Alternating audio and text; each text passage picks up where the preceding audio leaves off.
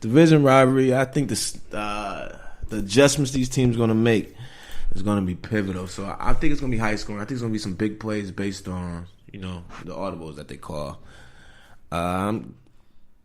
27-20, Houston. I'm thinking it's going to be high scoring. I'm thinking it's going to be more like that Week 4 game where it's 37-34. I wouldn't be surprised to see this game going to overtime as well. But give me Indy. Give me Indy at the score. Let's go 34. Let's go 34-27. Indy. 7-point victory. 61 points. Yeah. Okay. It's going to be a high scoring game. All right. So who plays after them? After them, we have Dallas. Yeah, Dallas. Dallas against Seahawks. Oh, the Dallas game? Yeah, Dallas going to Seattle. Yeah, Dallas Cowboys, man. Public enemy, or either you love them or you hate them. The most polarizing team in the NFL, probably. Them or the Patriots. Take your pick. That's so 90s. Man, it's all right. Look, man, I got some associates that I work with, so I can't badmouth Dallas because they beat us earlier. But I think Dallas wins this game. I do. Okay. Honestly, I really do. I think that the factor that Dak is that much better at home versus away is going to come to play. I think that Zeke being that much better, getting 20-plus carries or touches in the game is going to be a factor into that heavy. I really think that their defense is going to be able to contain Russell Wilson. I don't think he's going to run all over him. I don't think they're going to let that big playability that they allowed in that Week 3 matchup. Yeah. I really don't think they're going to allow that. Not to mention that it was at Seattle. Game. It was without Amari Cooper. So those are some big things. So that game that was so long ago, that's out of Dallas memory. I promise you. Dallas is going to make sure they walk out of there with a win. Okay. So what's the key factor for that? Would you say that one more time? You think that Dak playing at home? Dak playing at home. His QBR is exceptionally better at home versus away. And I think the defense will be able to contain Russell Wilson. Do you think Zeke is going to be able to run the ball, get over 100 yards on Seattle? He'll get 100 yards from scrimmage. I don't think it'll be 100 yards rushing, but he'll get 100 yards from scrimmage. It'll be. How is Seattle rush defense? I'm not too sure. I'll look it up. I'll look up the stats on that there.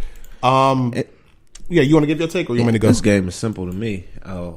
I think whoever scored first is going to win the game.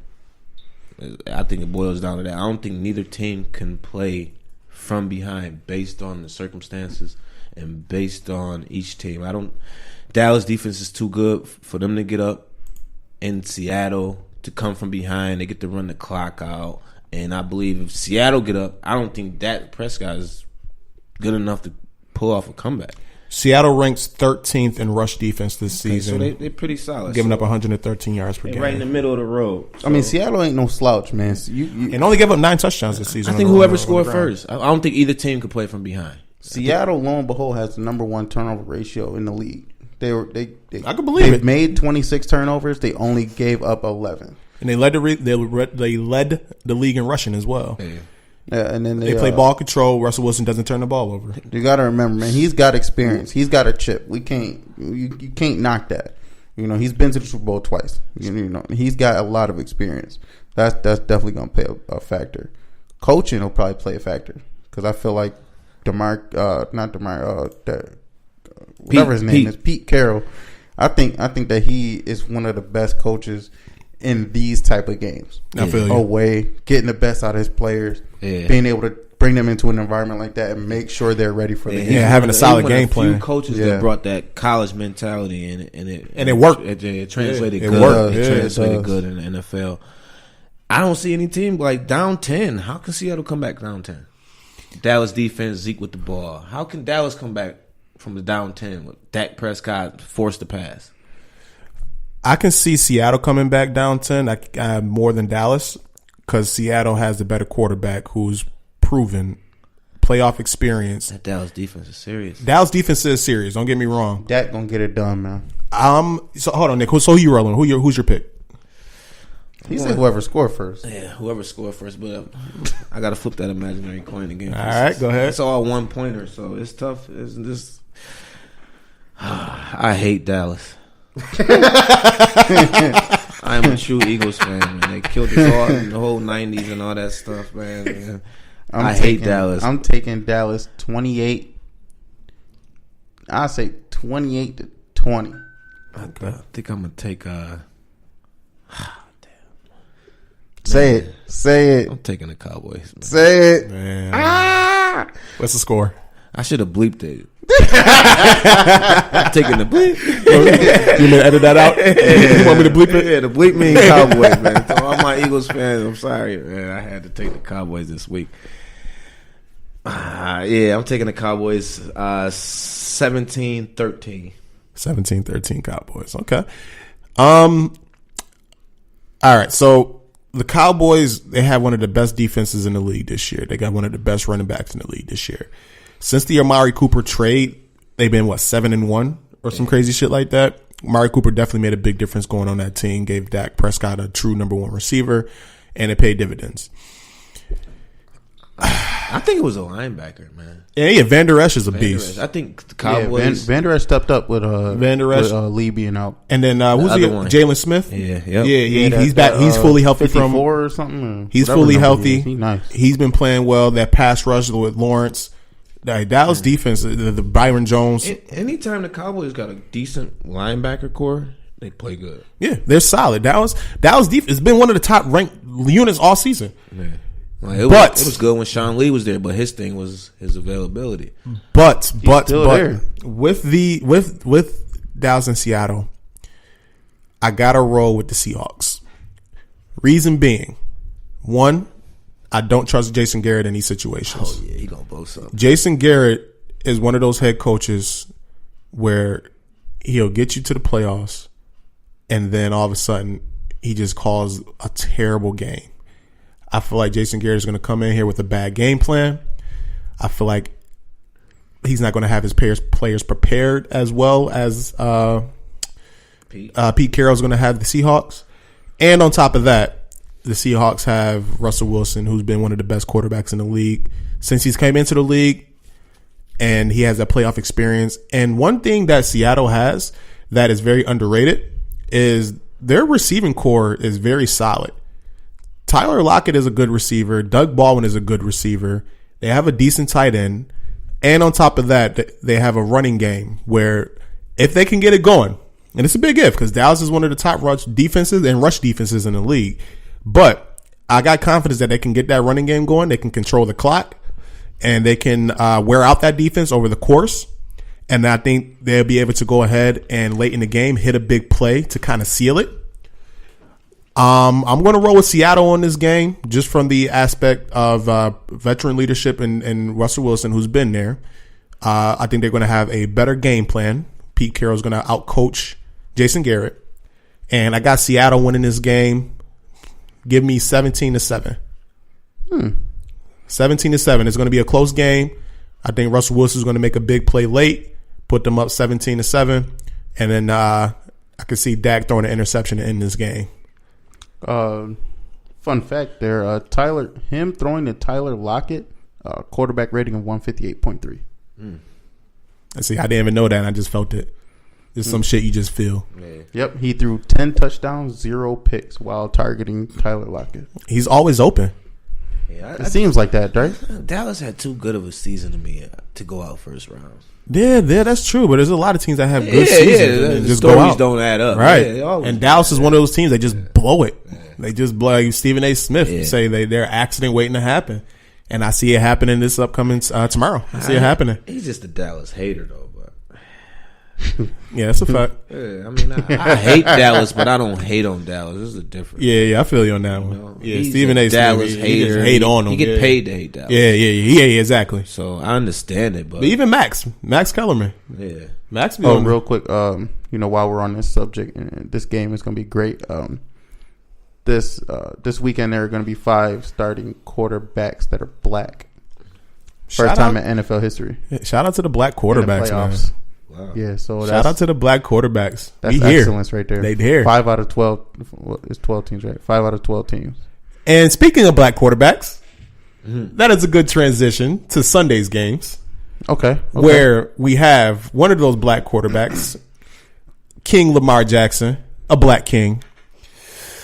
Excuse me. I'm sorry. I just dropped all evidence of what he just said. Hey, listen, man. You can drop all you want, but the numbers are there, man. Lamar Jackson is there. I'm gonna do it for you. Okay. Go ahead. All right. This game is gonna be lopsided. I really feel like this game is gonna be lopsided. I feel like I'm really. Well, sad. hold on. Let me set you up. So the game is the Baltimore Ravens at home against the San Diego Chargers. They have played 2 weeks ago. Los Angeles Chargers. You're right. Excuse me. Los Angeles Chargers. I'm Stephen A right now. The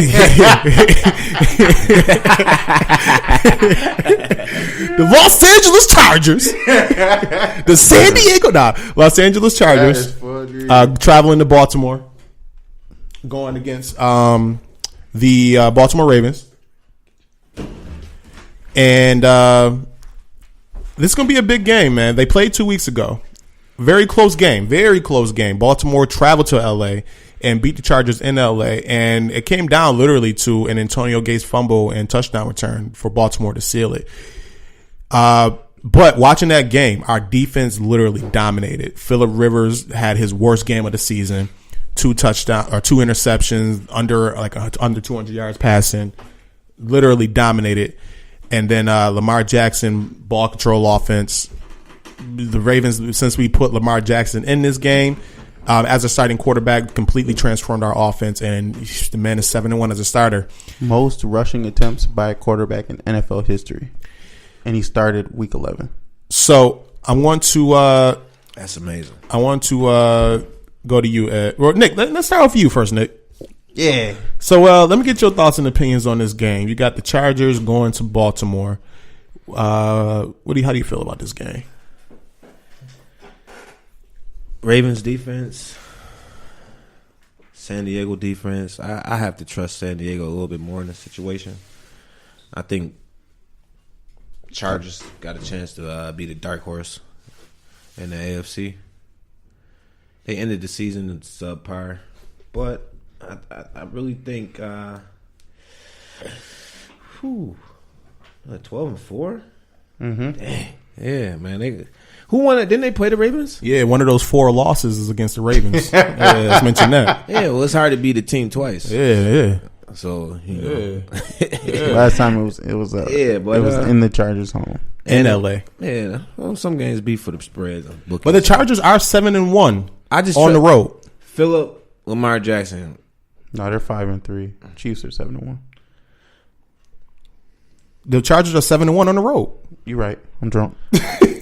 I had my Schmound Doyle earlier this morning. You know, we ain't giving out no free Phillip, advertisements. Lamar, though. Who you taking, man? Phillip and Lamar Jackson. I'm gonna tell you, I'm taking Phillip. Mm-hmm.